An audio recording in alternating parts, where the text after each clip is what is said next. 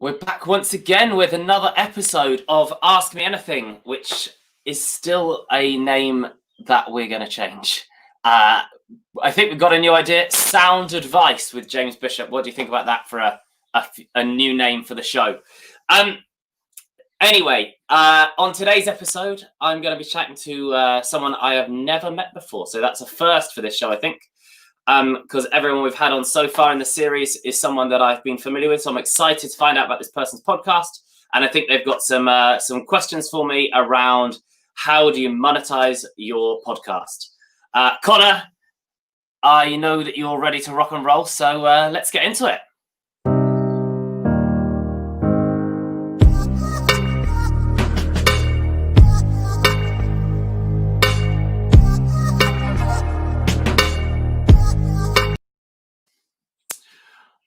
Right, Connor, let's get Giorgio on. We're on a tight time schedule today. I know that we've got places to be, things to do, other people to speak to. So let's crack on. Welcome. Thank you for having me on the show. Good morning.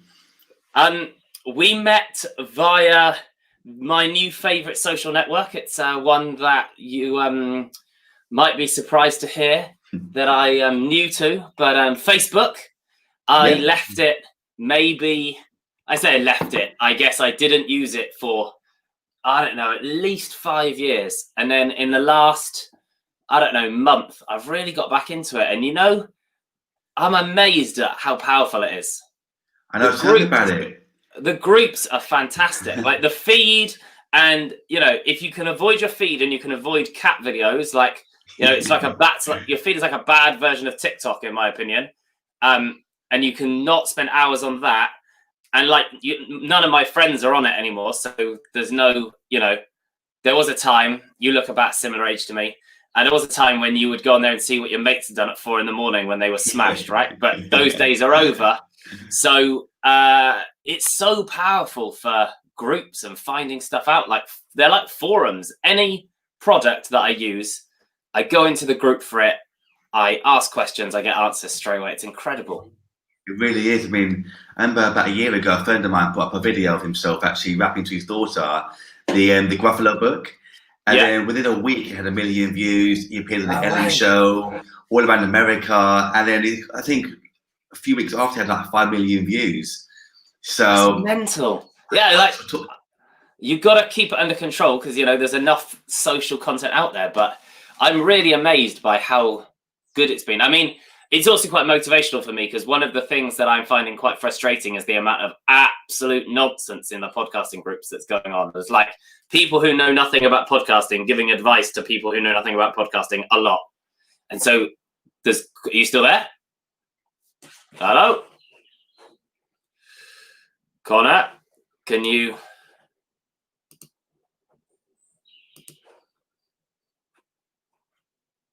Hello? Connor, can you hear me? Are you there? I can hear you, James. Yeah, I think Giorgio has briefly left us. Lost connection. Left us. Yeah. I'm sure he'll be back. Yeah, he will.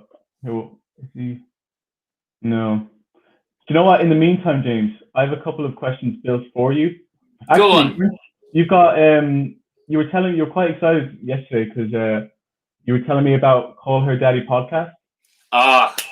Call Her Daddy podcast. I've actually been got as far as writing down. I'm going to do an episode on why it's such a great, on a case study, basically, of why it is such a great podcast. Like it is, it's got a big shock factor, right? I don't know if you've listened to it. I listened to it yesterday.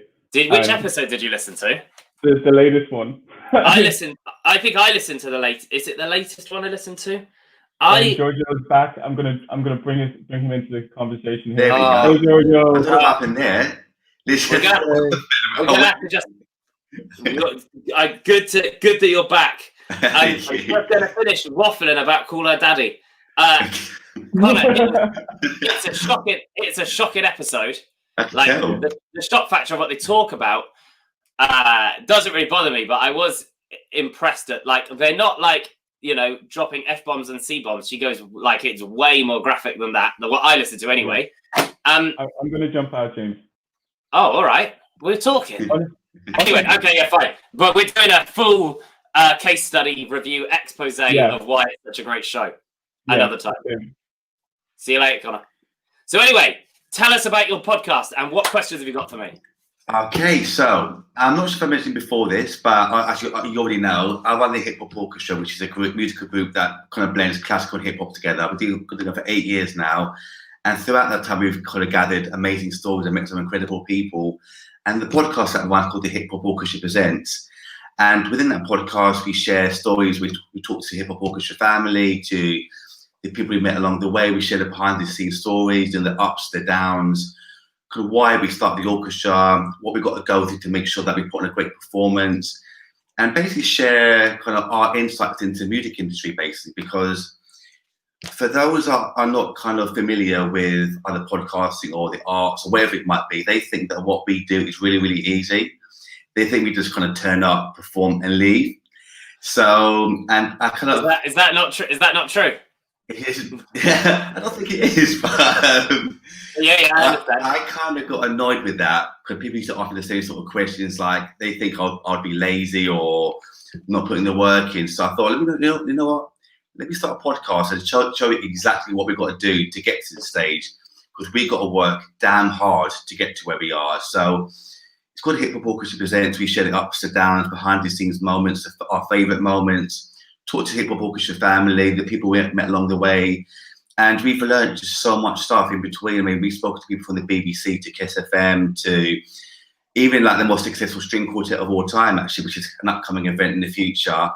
And you kind of talk to kind of these amazing people, and you talk to them and find out what they had to do to get to their moments in life. And it's just a really incredible podcast. I learned so much from it. I love that idea.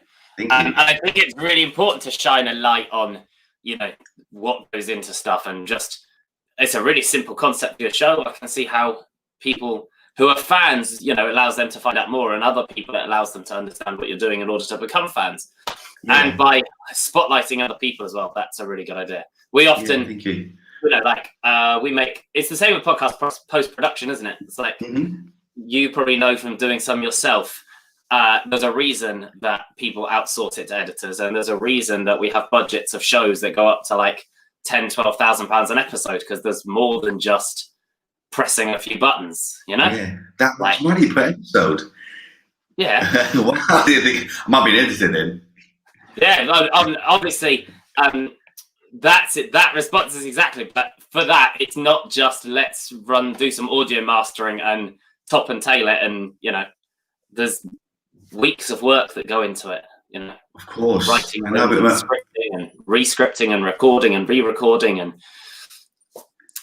It's so true, because, like you said, I spend literally hours per episode to make sure that it's edited right, it looks right, and also we make clips out of it as well. Make sure it goes on the right social media pages to promote it as well. So when I know I've kind of introduced a couple of all my friends into podcasting now, and they didn't, like you said, they didn't realize how much work actually goes into it. They're thinking, like, literally, they thought you just record it, upload it, spread it out. It's like, oh, you got to literally spend. No, we're not, and that's the thing. Like, we're not charging 5 figures to do that. There's a lot. Some of the shows, the way they're crafted and the way they're built, and the ideas and the process, it, like bit like your show. It doesn't. You don't just turn up and start playing, do you? No, there's a lot goes into it. So anyway, we were connected via Facebook, as we were saying. Yeah. I don't even remember how, but probably just me giving value to, like, I often just go into those Facebook groups and write comments and see what happens. And I met great people like you from the back of it. You, I know, were thinking about you're 25 episodes in, you've got 15 in the can, and you're looking at some kind of like sponsorship or monetization, or how do you, I'm going to guess that it's going well, but it takes up a lot of your time. You'd like to make a bit of money out of it to cover the basic costs and, grow it and partner with someone because they might be able to help you get reach and blah, blah, blah, that kind of thing. Yeah. What questions have you got? Let's so like we've got it's just a few minutes, unfortunately, but kind of the first one I wanted to ask, actually, in terms of sponsorship, was I've heard 2 sides to the story in terms of numbers of downloads. One group says you need 10k downloads and more to get at least a look in. Other group says that's complete BS. don't worry about that. I mean, what's your take on this? Because like you said, I've got 60 more episodes of content already ready, and plus loads of clips as well. Is this okay for sponsorship? Do they look for more constant content that's good, or do they only look for numbers? Who is they? Sponsors. Who told you need 10,000 downloads? Well, that's the thing. I've did a bit of research into things. I've heard a lot of things where I've had a lot of groups say you need at least 10,000 downloads for sponsors to even give you a little look in, and other groups say that's not true. You don't need that. As long as your product's good, then that's fine. But I understand. Yeah. How much do you know about podcast sponsorship? Have you spoken to anyone? Have you got? That's what I want to talk to you about. I've spoken to a few companies. I've spoken to a few companies that I thought would match my podcast in terms of obviously it's kind of behind the scenes and music. So I thought I'd reach out to a few potential sponsors that I thought would be kind of beneficial for my podcast. So I've got about 5, 6 at least, with follow-ups as well, but nothing's come back to me, unfortunately. Are you have a fairly engaged community? I do, yeah. Yeah, you're getting listens in the hundreds, I'm guessing? Yeah, so 100, I got well over 1,000 downloads as well. So the numbers are good. And like if they've got like a constant stream of good content every day, we're doing at least something, releasing clips or full episodes or whatever it might be. Okay. So and you release an episode a week, something like that? Yeah. So I was going to ask a different question after that about these releasing of episodes. Okay. So let's crack up. Let me run the sponsorship thing past you. Okay. And this is not like this is my take on it, but this is the gig, right? Mm-hmm. There are. It's just like anything in life, it's worth what someone's willing to pay for it. Mm-hmm. So if you can get me to sponsor your podcast for whatever, then that's a sponsorship, right? One Fine Play can sponsor your podcast right now. I'm going to give you any amount of money, any kind of deal we want for any number of listens. So, theoretically, the 10,000 thing isn't true. Okay. However, historically, there are some companies that tend to be called ad exchanges. So they sell ad space to brands, and then they run ads inside people's podcasts on a dynamic or a programmatic basis. So they constantly change and update. And there are 2 major companies in the UK that do that, Acast and Audioboom. Mm-hmm. And they basically have an entry level of 10,000, and like a marker of they won't look at a show that's getting fewer than 10,000 downloads per episode. Mm-hmm. Right? Because they know that they need to get the volume of impressions in the ads. So basically what's happening in the episode. So basically what's happening is in an episode, there's like a marker where an ad would go. So it's essentially, it's like a billboard.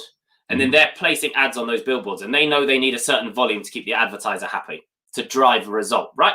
Mm-hmm. So they will say, because they don't want to, it's going to be really difficult for them to put a British Airways podcast ad in a podcast getting 27 listens. And obviously podcasting is there's a spectrum from 0 listens to millions. Mm-hmm. Right, so that's where the 10,000 listens comes from.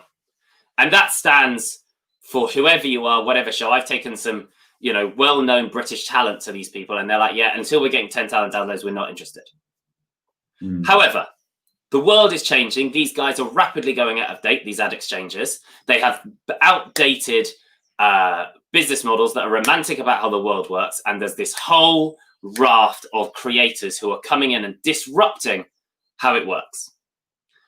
There are 2 ways you can get sponsorship. Number 1, you can align yourself with a brand or a sponsor who is interested in supporting you because they want to be alongside you in terms of positioning, right? So like, say you were doing something that was very Black Lives Matter-esque or very climate change-esque, and there was a brand that wanted to be seen to be supporting that kind of thing.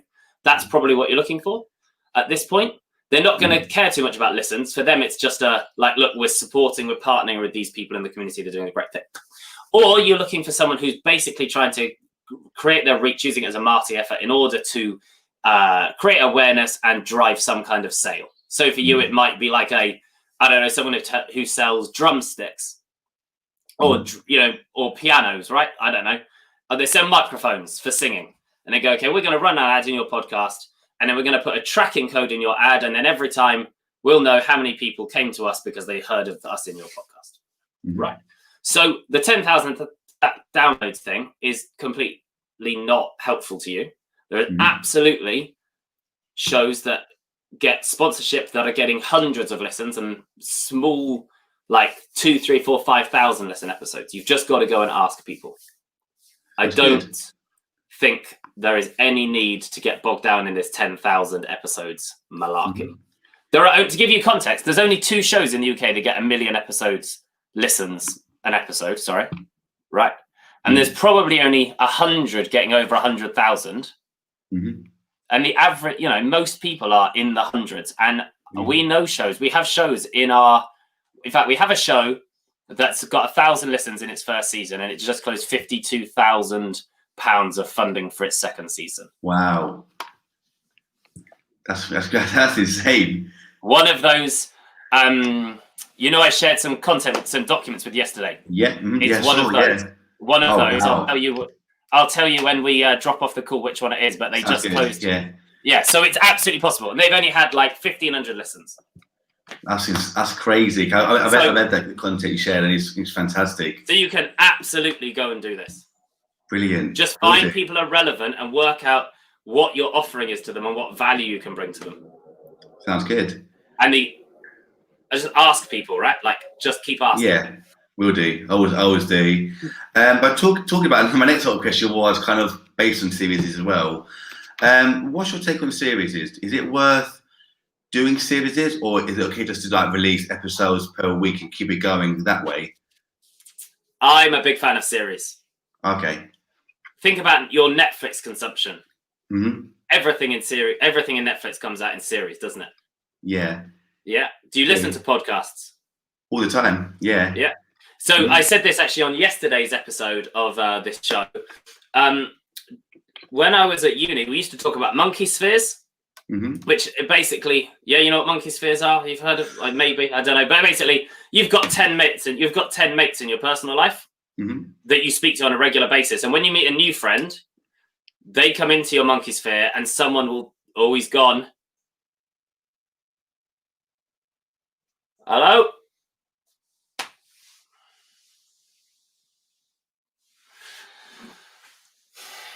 Connor? Yeah. Yeah, I don't think he's gone again. When he comes back, we'll we'll pick it up. Okay. It's interesting to see the same questions that people ask, eh? Yeah, I know. I definitely want to do that video, by the way. I definitely want to do that video of like I answered every question on Buzzsprout yesterday as a 10-minute video, and then post that. Yeah, definitely, 100%. Actually, so I was actually quite interested in the value of releasing episodes through series because. Okay, so the answer to Giorgio's question, if he comes back or not, is so in your the reason you should launch in series is because it manages your expectation on how much you've got to make in one go. Because consistency is key. So it allows you to, as you know, because you make shows with us, we make them 10 at a time, and we pretty much record the whole thing before we start releasing, because then we know that we can focus completely on the marketing during the release phase. Yeah. Here he is. And here we go. Oh. Happened ever. This has never happened. Don't worry about it. So monkey spheres. Yes. You have 10 mates. If you meet a new mate, naturally what happens is someone else drops out of your group for a while, because there's only so many you can hold at any one time in your close circle. Exactly the same happens with podcasts. You don't listen to 50 podcasts, you listen to 10 podcasts at any one time. And then when you start listening to a new one, you sort of stop listening to another. The reason series helps with that is that someone can make a commitment to you for 10 episodes. But if you just constantly release, especially if you're a fairly new show with a low following, it's too much, it's too ongoing, it's too forever. So like, I would like to listen to every episode. We were talking about Call Her Daddy. Call Her Daddy there's a narrative through every episode that I want to listen to every one, right? So she needs to take a pause, which she does, so I can listen to some other stuff until that's finished, and then I'll drop that and put hers back in my sphere, right? Otherwise, it becomes too much for you to create and too much for the listeners to commit to. It's not until you are Joe Rogan size or the Daily size or, whatever, that you can afford to do that. So in my opinion, they're really powerful. They also means that you can create, like, I know you're so far ahead of the game and it's great, but you can do all of your prep in advance so you can release consistency. You clearly get that. But then during the release phase, you can just focus completely on the marketing and the engagement with your community. You're not worrying about how do I make another episode. Yeah, makes sense. So and you want to take a breather, right? Because it's tedious after a while. Yeah. That's what I want to kind of ask then, actually. You said about sort of the 10 people. Is it worth that kind of taking it into the series and saying they do like, say, 10 episodes then and splitting my episodes into series? Because like I've released 26 episodes so far. Is it worth breaking up into, say, 2 series for now and kind of go on to the 3rd series? Does that make sense? Yeah, so I would absolutely do that. So, I mean, 10 is an arbitrary number. Make it 8, make it 12, make it whatever you want. Okay. Most hosting platforms, you can go into it and put it into series. So I would, and I hear this a lot. It's a conversation that happens a lot. In fact, my friend Mark Whittle at Take Flight Podcast just did it after like 90 episodes. He went back and he backtracked and put them back into series. And so now he's releasing series 9, but he never formally released series previously, but he found it more powerful once he started doing it. So yeah, you could take your 26 and go, okay, we did series 1, we did series 2, and now we're at episode 6 of series 3 or whatever. Yeah, because I know that Buzzsprout do that, don't they? Okay, makes sense. Because I know that obviously Buzzsprout, they allow you, don't they, to kind of choose a series. So I can kind of backtrack. Now, like I said, I'm well prepped for the next few months at least. I'll go back, split them into 2 series and do like episode 6 or 7 for series 3 now. Yeah. So and then take a break. And that's the thing that people worry about is like, you don't have to take a long break between series if you don't want. Maybe take a couple of weeks. Maybe don't take it at all. Just, it's easier as well for people to find stuff. You can go, oh yeah, James, he was on episode 3 in series 7. And then you know how to find it. Think about your Netflix consumption, right? You watch something in a series, then you watch something else. And then you watch something else. And then the next series of that show you were watching 2 months ago comes out. Same habit. Brilliant, thank you. What's your take on jingles at the start of a podcast and the ending of it as well? I put adverts at the start of my podcast to Podgo. So that already takes at least 30 seconds plus my Patreon. You put what at the beginning, sorry? I put an advert at the start of my podcast. For what? It's called through a company called Podgo, which is they give you money for adverts, so like a small amount of money for smaller podcasts. But what's your? Are you making any money out of that? Yeah, like I can listen £1 an episode at the moment. I would. Okay. I would take that out and find someone who's gonna either pay you, or doesn't pay you but is super relevant to you. Okay. So I would sooner have an affiliation with. If you went to any brand and you said, "Look, I don't want anything. I just want to give you a shout out. Can I have an affiliate code? And if something sells, give me 5%." That's going to be more powerful than you, especially if you're a massive fan of it. The jingle thing, in your case, I think that's an amazing opportunity to showcase what you do. Yeah. So 100% I would have a jingle. Brilliant. I was going to make one for the beginning, but I thought sometimes they might kind of long out the intro and people might get fed up with the intro and try to skip through the... It doesn't want to be really long, does it? It needs to be a bit punchy, but absolutely. And you know what else I would do? What's that? I would reach out to every other podcast and say, "Can we make you a jingle?" Oh. And then you can make us a jingle if you want, and we'll give you a shout out in every episode. Our jingle was from the Hip Hop Orchestra. Oh, brilliant! Right? Got it. Yeah. Yeah. Let's make that happen. You guys can make us a jingle. We'll put it in and we'll give you a shout out in every episode. So many people looking for music. Yeah. Right? Do that in podcast. Do that for every podcaster. Reach out to everyone you think is relevant. Say, look, we're doing a day. We're going to make a whole load of jingles for people. Happy days. That's a really good idea. I love that. Thank you for that. You're welcome. Have you seen... What's that gone? Have you watched... do you watch much Gary Vaynerchuk content? I do actually, yeah. Yeah, if you watch his latest thing he's done, which is Tea with Gary V, which is a bit like this, but for him, he's got a 15-second intro at the beginning that someone has made him custom. because it actually wow. sings, right? Mhm. Would have taken someone not very long, and they're in every single episode, and they get a shout out in every episode. It comes up on the screen at the That's beginning. amazing. You should be doing that for as many Yeah. podcasts as you can find. That's such That a is good idea. free for you. Yeah. That is free marketing. That is amazing. Thank you. No worries. Thank you. Go and do that. Go on. Will do. And Wow. a couple of other questions before we go as well. Sure. What's your we mentioned earlier about releasing weekly episodes.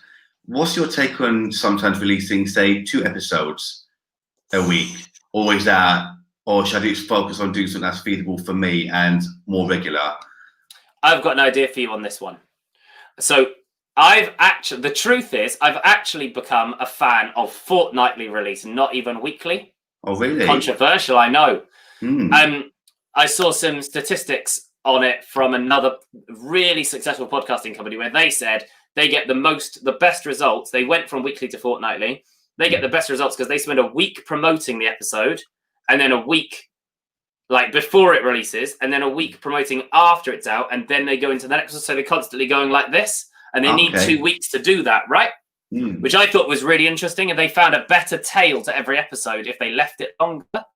Guess it depends on the size of your audience. I don't like the idea of twice a week because it comes back to that thing of the monkey sphere, right? Like I've got 10 episodes.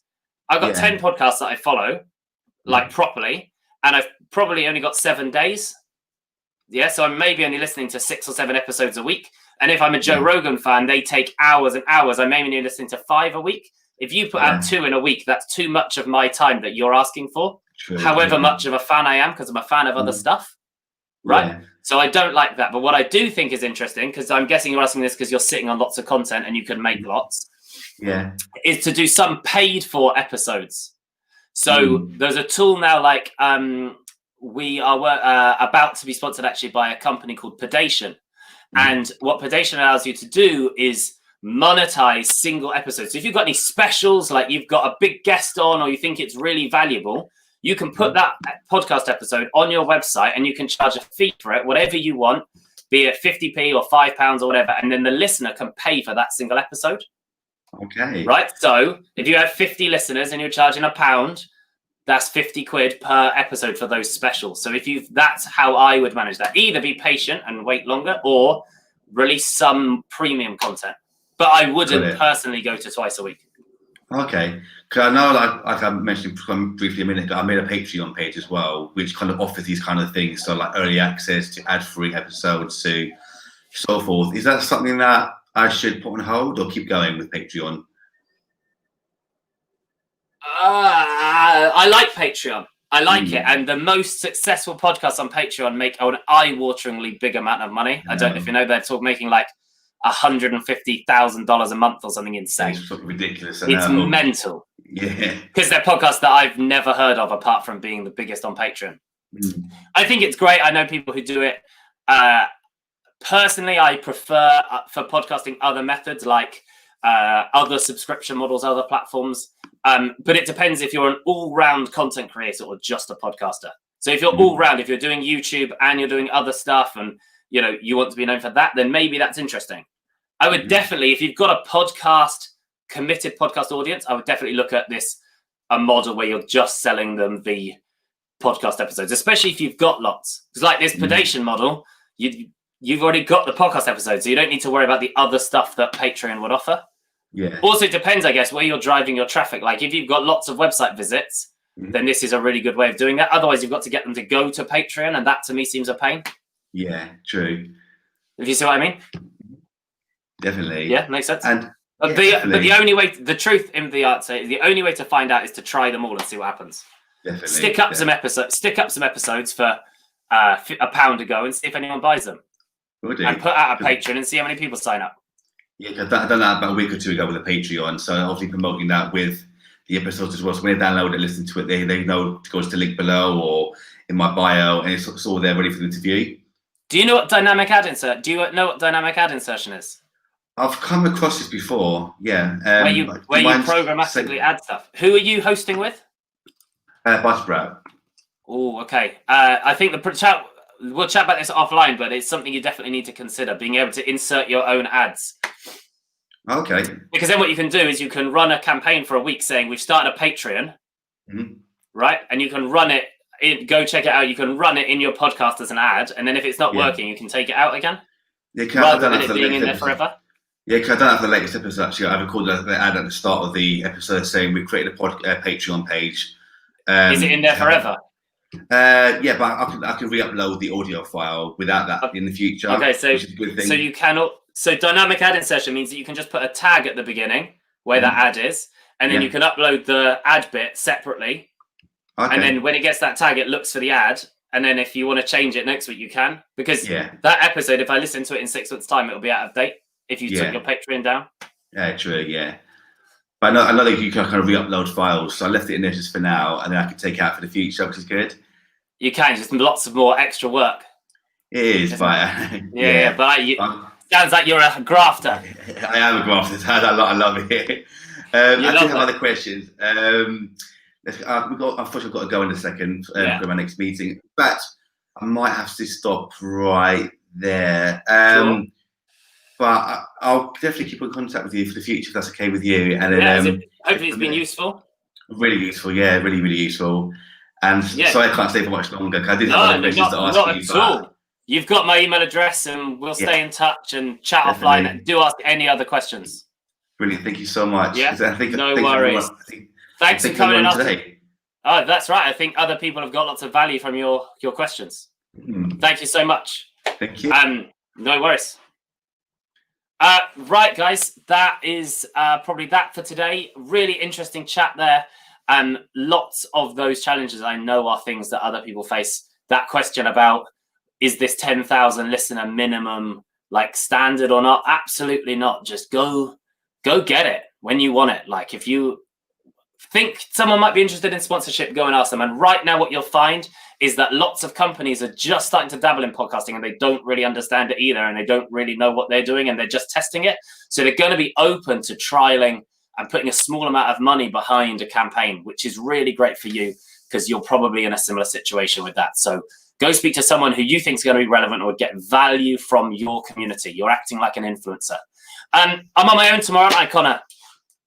You are. Yeah. So who knows what we'll be talking about?